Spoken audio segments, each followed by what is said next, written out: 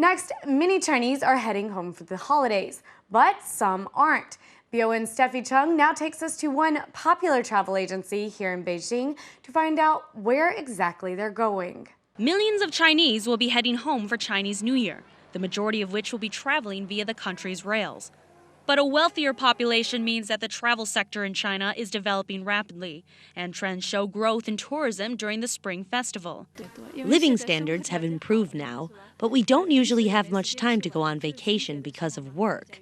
So many of us go during Spring Festival.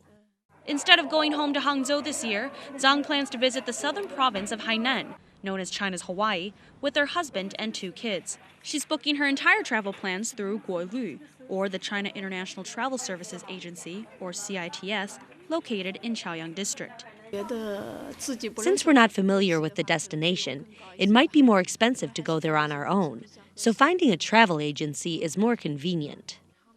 According to official statistics from the China National Tourism Administration, or CNTA, domestic tourists made 2.1 billion trips in 2010, an 11% increase from the previous year.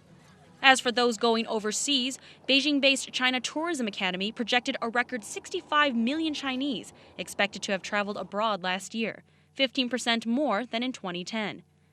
Miss Yang is one of these outbound tourists. She's leaving her entire travel plans through CITS, having used their services before. I went to Thailand, Singapore, and Malaysia last year for my honeymoon. I was originally planning to go to Hawaii, but I didn't have enough time off, so I decided to go to Hong Kong and Macau. I want to go to Disneyland.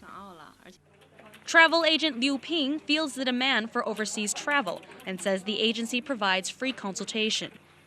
She discusses international flight trends and says most customers opt for the live online service. Right now, we're busiest here around Spring Festival. We'll usually each serve more than 10 people daily. Liu says Chinese New Year travel, which falls in the early months of the year, means that Chinese tourists mainly go to countries with warmer climates during January and February. Australia is the most popular because of the season. It's summer there now.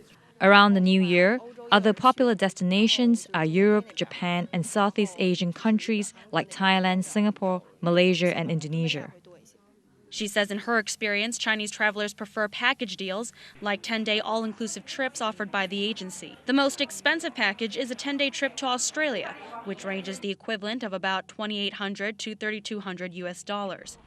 A European destination costs around $1,600 US, and packages to Japan, a destination that the agency seems keen to push, range from $950 to $1,600 US.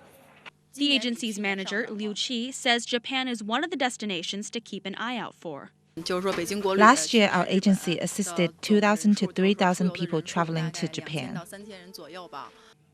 Liu says the company expects the number of mainland Chinese tourists booking travel to Japan through agencies to increase slightly this year in order to save individuals additional hassle.